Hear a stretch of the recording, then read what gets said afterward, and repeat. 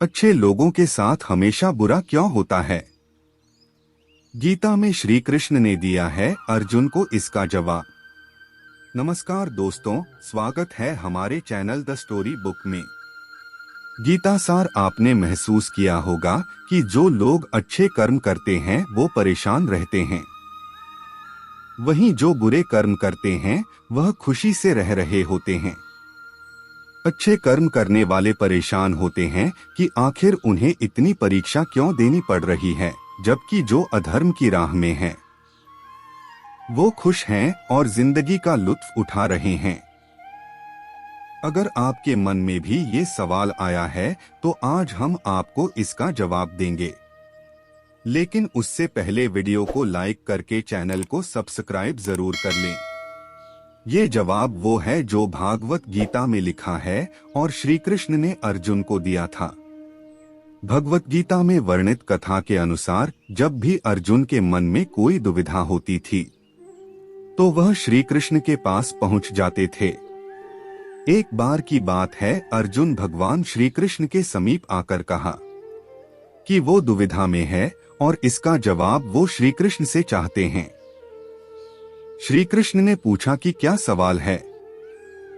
अर्जुन ने कहा, मुझे ये जानना है कि अच्छे लोगों के साथ हमेशा बुरा ही क्यों होता है, वही बुरे लोग खुशहाल दिखते हैं।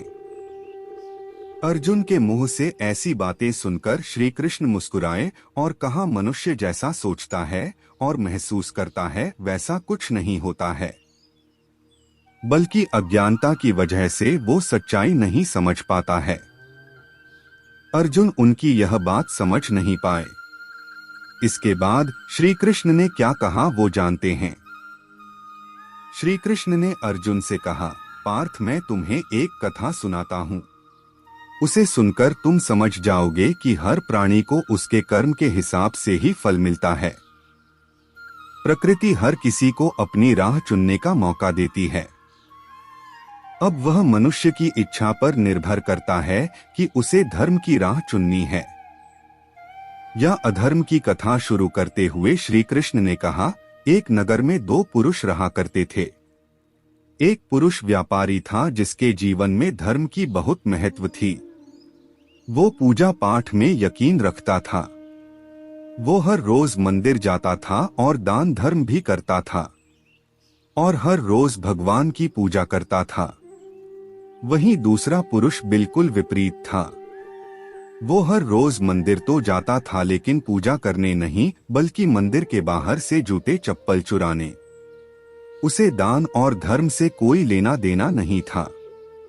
समय बीतता गया और एक दिन बहुत जोर की बारिश हो रही थी। इस वजह से मंदिर में पुजारी के अलावा कोई नहीं था। यह बात जब दूसरे पुरुष को पता चली तो उसने कहा कि ये सही मौका है मंदिर का धन चुराने का। पंडित से नजर बचाकर उसने मंदिर का सारा धन चुरा लिया।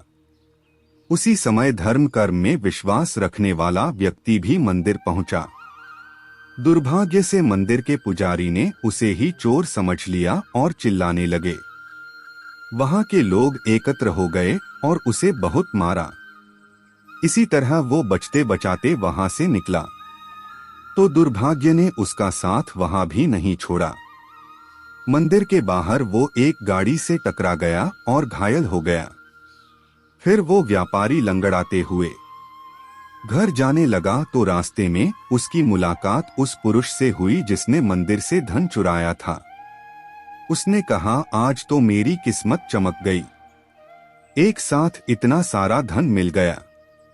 ये सब देखकर उसे बहुत बुरा लगा और उसने अपने घर से भगवान की सारी तस्वीरें निकाल दी। कुछ सालों बाद दोनों ही पुरुषों की मृत्यु हो गई। मृत्यु के बाद जब दोनों यमराज की सभा में पहुंचे और भले पुरुष ने दूसरे व्यक्ति को देखा तो उसे बहुत गुस्सा आया। उसने क्रोधित होकर यमराज से पूछ ही लिया, मैं तो हमेशा अच्छे कर्म करता था, दान में विश्वास रखता था, उसके बदले जीवन भर मुझे अपमान और दर्द ही मिला, और इस व्यक्ति को नोटों से भरी पोटली, आखिर ऐसा भेदभाव क्यों? इस पर यमराज ने कहा, पुत्र, तुम गलत समझ रहे हो। जिस दिन तुम्हारी गाड़ी से टक्कर हुई थी वो दिन तुम्हारे जीवन का आखिरी दिन था, परंतु तुम्हारे अच्छे कर्मों की वजह से तुम्हारी मौत सिर्फ एक छोटी सी चोट में बदल गई। तुम इस दुष्ट व्यक्ति के बारे में जानना चाहते हो? दरअसल इसके भाग्य में राजयोग था, मगर इसके कुकर्मों और अधर्म की वजह से वो सिर्फ एक छोटी सी धन की पोटली में बदल गया था। ये सुनाने के बाद श्री कृष्ण अर्जुन से कहते हैं, पार्थ, क्या अब तुम्हें तुम्हारे सवाल का जवाब मिल गया?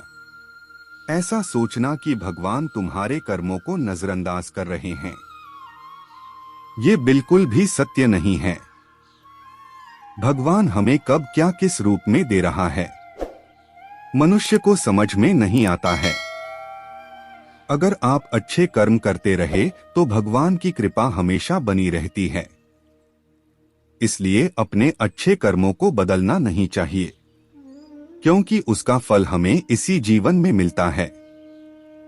इसलिए मनुष्य का फर्ज है कि वो हमेशा अच्छे कर्म करते रहे, क्योंकि श्री कृष्ण ने गीता में भी बताया है कि किसी के द्वारा किया गया कर्म बेकार नहीं जाता है, चाहे अच्छा हो या बुरा।